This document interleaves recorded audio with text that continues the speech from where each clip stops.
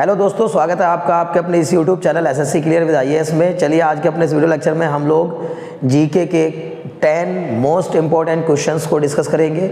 इससे पहले के वीडियो लेक्चर्स में भी मैंने 10-10 क्वेश्चंस की इस सीरीज़ में काफ़ी क्वेश्चंस ऑलरेडी डिस्कस कर लिए हैं। इतना मैं कह सकता हूं कि आपको इन क्वेश्चन से काफ़ी इंपॉर्टेंट कंटेंट मिल जाएगा। इन क्वेश्चंस के साथ साथ आपको एक्स्ट्रा नॉलेज और एक्स्ट्रा फैक्ट्स भी जानने को मिलेंगे। बस इतना है कि डिजिटल बोर्ड ना होना या फिर किसी और तरीके की एक बड़ी डिवाइसेस का ना होना कंटेंट में कमी को नहीं शो करता है। अगर आप थोड़ा सा पेशेंस रख करके लास्ट तक वीडियो पर बने रहेंगे तो आपको काफ़ी कुछ सीखने और जानने को मिलेगा। चलिए शुरू करते हैं बिना देर लगाए इन क्वेश्चंस को। तो पहले क्वेश्चन में कहा गया है भारतीय मिसाइल कार्यक्रम का जनक किसे कहा जाता है। 4 ऑप्शन दिए गए हैं, अब्दुल कलाम, कस्तूरी रंगन, राकेश शर्मा, सतीश धवन। तो आप जान रहे हैं कि भारत का जो मिसाइल कार्यक्रम है, भारत में मिसाइल मैन के नाम से किसको जाना जाता है? डॉक्टर एपीजे अब्दुल कलाम को मिसाइल मैन के नाम से जाना जाता है। इसलिए आपको ये आंसर तो एकदम ही पता होगा, तो Abdul Kalam is the right answer. अगले क्वेश्चन में देखिए कहा गया है कि बार्क का पूर्ण रूप क्या है। तो बार्क मतलब यानी इसकी हमें फुल फॉर्म बतानी है और 4 ऑप्शन दिए गए, Bhabha atomic regulating centre, Bhabha atomic research council, Bhabha atomic research centre, Bhabha aeronautics research centre. तो आप जानते हैं बार्क का फुल फॉर्म है Bhabha atomic research centre, Bhabha atomic research centre. अब इसके अलावा और भी कुछ इंपॉर्टेंट संस्थान है भारत के जिनके नाम आपको याद होने चाहिए फुल फॉर्म में, जैसे इसरो। तो इसरो की फुल फॉर्म है इंडियन स्पेस रिसर्च ऑर्गेनाइजेशन। जैसे भेल, BHEL भेल, भारत हैवी इलेक्ट्रिकल्स लिमिटेड।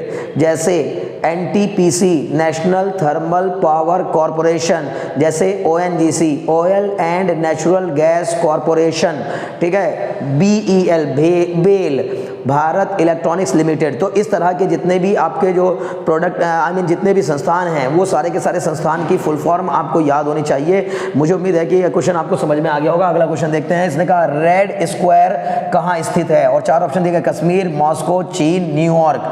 ठीक है, रेड स्क्वायर की बात की है तो रेड स्क्वायर मॉस्को रशिया में स्थित है। ठीक है ना, काफी इंपॉर्टेंट फैक्ट है, इसको याद रखेंगे कि रेड स्क्वायर मॉस्को में स्थित है। फिर पूछा गया राष्ट्रीय समुद्र विज्ञान संस्थान कहाँ स्थित है। नेशनल ओशनोलॉजी है ना, नेशनल ओशनोलॉजी इंस्टीट्यूट कहाँ पर स्थित है। ठीक है ना, यानी कि राष्ट्रीय समुद्र विज्ञान संस्थान कहाँ स्थित है। काफी इंपॉर्टेंट क्वेश्चन है। इसका ऑप्शन होगा आपका पणजी, यानी कि पणजी में स्थित है। पणजी गोवा में राष्ट्रीय समुद्र विज्ञान संस्थान स्थित है। उम्मीद है ये भी समझ में आ गया होगा। अगला क्वेश्चन देखिए, निम्न में से कौन सा त्योहार असम में मनाया जाता है। 4 त्योहार आपको दिए गए हैं, दुर्गा पूजा, बिहू, ओणम और बैसाखी। देखिए दुर्गा पूजा बंगाल में मनाया जाता है। वैसे तो आजकल सभी त्योहार पूरे भारत में मनाए जाते हैं, कोई बड़ी बात नहीं है और हमें पूरे भारत में ही सभी त्योहारों को मिलजुल कर मनाना चाहिए। लेकिन इसमें पूछा गया है कि ये जो त्योहार है इन चारों में से कौन सा त्योहार स्पेशली असम में मनाया जाता है। तो दुर्गा पूजा जो है वो बंगाल में ज़्यादा फेमस है, ओणम आपका केरला का है, बैसाखी आपका पंजाब में मनाया जाता है और बिहू जो होता है ये असम में मनाया जाता है। यानी असम में बाघ बिहू, माघ बिहू, बोहाग बिहू, पोंगाली बिहू, रोंगाली बिहू, इस टाइप से कई सारे बिहूज जो हैं वो असम में मनाए जाते हैं एज त्योहार। ठीक है ना। अगला क्वेश्चन कहा गया है ऑपरेशन फ्लड का संबंध किससे है। तो ऑपरेशन फ्लड, देखिए सुनने में तो ऐसा लगेगा फ्लड मतलब बाढ़ होती है, ठीक है ना, तो इसका संबंध ऐसा लगेगा कि बाढ़ नियंत्रण से होगा। ऑप्शन में दिए गए हैं गेहूं उत्पादन, बाढ़ नियंत्रण, दुग्ध उत्पादन, मत्स्य उत्पादन। यानी कि मछली उत्पादन, दूध उत्पादन और गेहूं उत्पादन, बाढ़ नियंत्रण। तो भाई इस ऑपरेशन फ्लड का संबंध दुग्ध उत्पादन से है, ये आप याद रखिएगा, काफी इंपॉर्टेंट फैक्ट है। इनमें से कौन सी मूलतः बिहार की बोली नहीं है। अब बिहार की बोली की बात हो रही है। बिहार में बोलियां जो बोलियां बोली जाती हैं उनमें से कौन सी मूलतः बिहार की नहीं है। तो अगर देखा जाए इसमें 4 ऑप्शन दिए गए, अवधी, मगधी, भोजपुरी, मैथिली। तो आप जानते होंगे मगधी भी, मगध से बना है मगधी, ये भी बिहार में बोली जाती है, भोजपुरी भी बिहार में बोली जाती है, मैथिली भी बिहार में बोली जाती है, अवधी भी बोली जाती है। लेकिन वो अवधी जो है वो बिहार की मूलतः भाषा नहीं है। बिहार के कुछ हिस्सों में अवधी भी बोली जाती है, लेकिन अवधी जो है वो पूर्वी उत्तर प्रदेश की बोली है।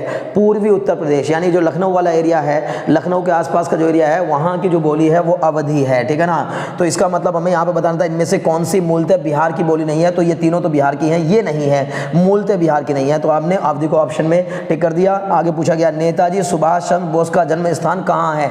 यानी नेताजी सुभाष चंद्र बोस जिन्होंने कहा था तुम मुझे खून दो मैं तुम्हें आज़ादी दूंगा, वैसे ही मैं कह रहा हूँ तुम मुझे टाइम दो, पढ़ाई करो, आपको सिलेक्शन जरूर मिलेगा, ठीक है ना। तो चलिए देखिए, नेताजी सुभाष चंद्र बोस का जन्म स्थान कहाँ है ये देखेंगे, तो बोला गया बहरामपुर, कटक, कोलकाता, पुरुलिया। तो ओडिशा के कटक में जन्म हुआ था किनका, नेताजी सुभाष चंद्र बोस का। आज कटक उड़ीसा के अंदर है, तो उड़ीसा के कटक में जो है वो नेताजी सुभाष चंद्र बोस का जन्म हुआ था। ये भी आपको काफ़ी इंपॉर्टेंट फैक्ट के तौर पर याद करना है। विश्व का सबसे बड़ा पशु मेला कहाँ आयोजित किया जाता है, तो इसमें दिया गया पुष्कर में भी एक पशु मेला लगता है, शायद ऊँटों का मेला लगता है। वैसे ही सोनपुर, नौचंदी, बालेश्वर, लेकिन जो सबसे बड़ा, विश्व का सबसे बड़ा पशु मेला लगता है वो सोनपुर में लगता है, ठीक है ना। यानी सोनपुर मेला काफ़ी फेमस है पशुओं के मेले के तौर पर। ये काफ़ी इंपॉर्टेंट फैक्ट हो जाता है। ऐसे क्वेश्चन आजकल पूछे जा रहे हैं। एसएससी ने कुछ अलग अलग टाइप के क्वेश्चंस पूछने का ट्रेंड बना लिया है, जो कि अलग से होते हैं, कुछ पता नहीं चलता, ठीक है ना, कहां से क्वेश्चन आ गया। तो विश्व का सबसे बड़ा पशु मेला सोनपुर में। अगला क्वेश्चन पूछा गया, बांग्लादेश की संसद का नाम क्या है।